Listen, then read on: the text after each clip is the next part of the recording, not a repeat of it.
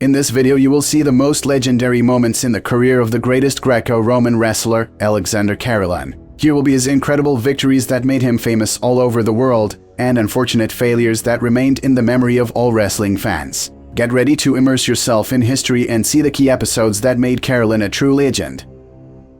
Alexander Karelin's 13 years of unquestionable dom fight, but for 6 years he did not even concede a single point. This is a strong argument to consider him the greatest wrestler in history.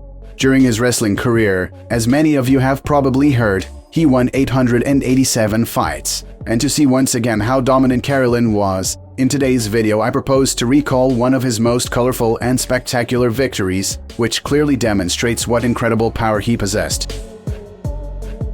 And so, 1989 Martigny, Switzerland. The young, 22-year-old Karelin, already an Olympic champion, arrives at his first World Championships.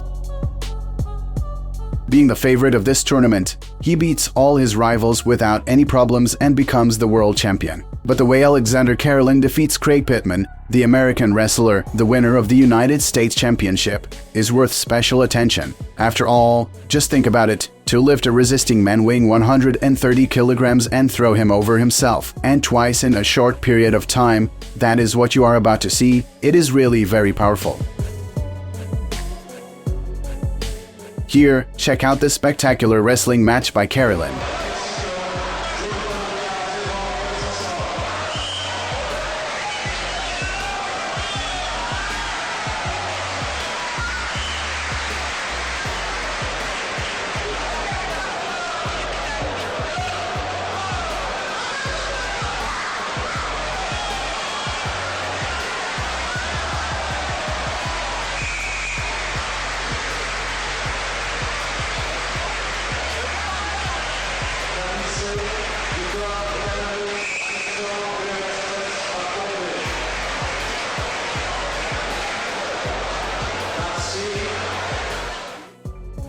By the 1996 Atlanta Olympics, Karelin was already the most famous Greco-Roman wrestler in the world. After 2 victories in 2 previous games in Seoul and Barcelona in the 130 kilograms, he seemed invulnerable at all. But his third gold in the Olympics was very difficult for him, mostly because of the serious injury he received a few months before the competition in Atlanta.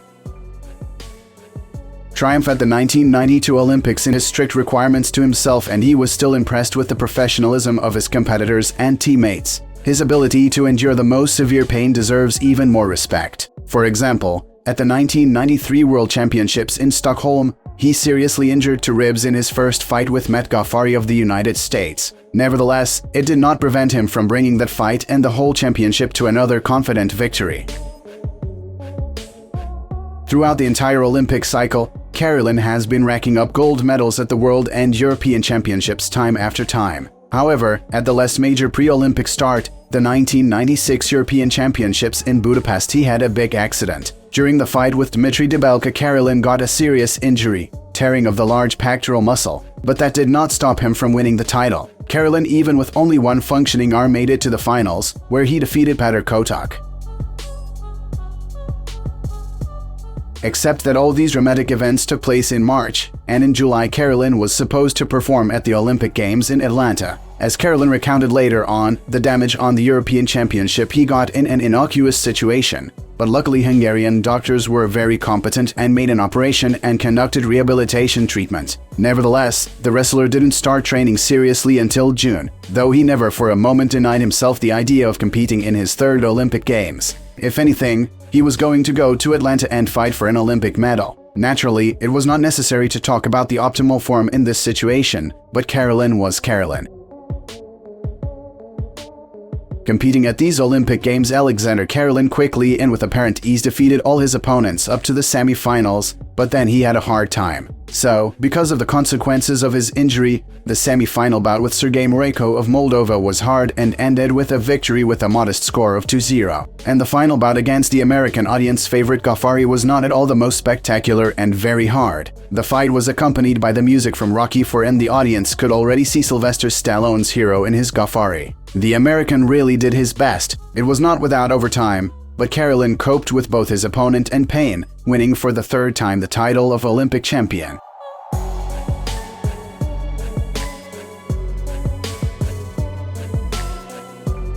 After the victory, Karelin even apologized to the fans for not winning so convincingly, only with a minimal advantage of 1-0.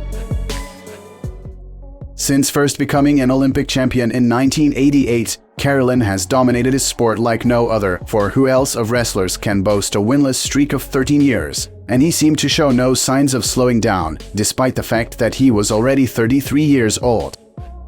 At the Sydney Olympics, his path to the finals was a familiar succession of victories, where no opponent managed to take a single point away from him. 4 years ago, Karelin competed in Atlanta against opponents who hoped he was no longer the best, but their hopes were dashed. Now it seemed that Karelin was in the mood to prove his critics wrong once again.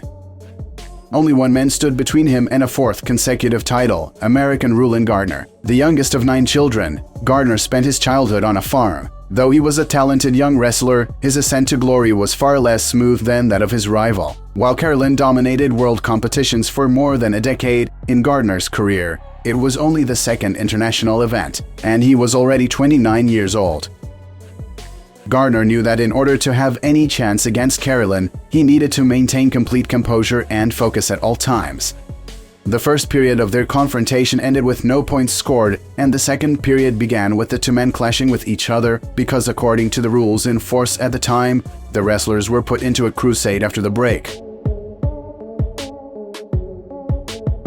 Then the most unbelievable thing happened, the mistake of Karelin. He was the first to open his hands, which was a violation of the rules and entailed a penalty of 1 point.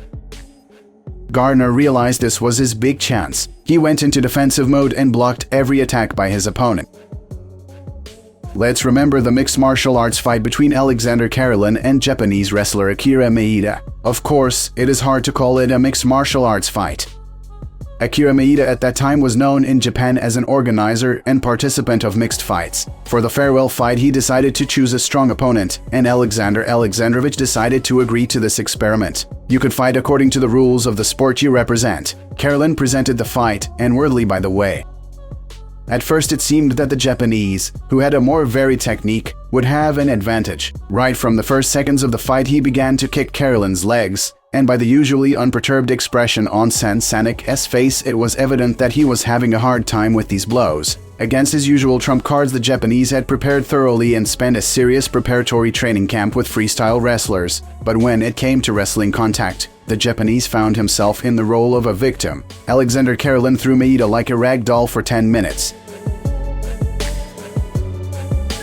The spectators desperately tried to support their fighter, but he was helpless against Karelin and just survived. The fight was over as time expired, but after the final gong, Alexander Karelin calmly accepted congratulations, while Akira Maeda was able to get to his feet only with help.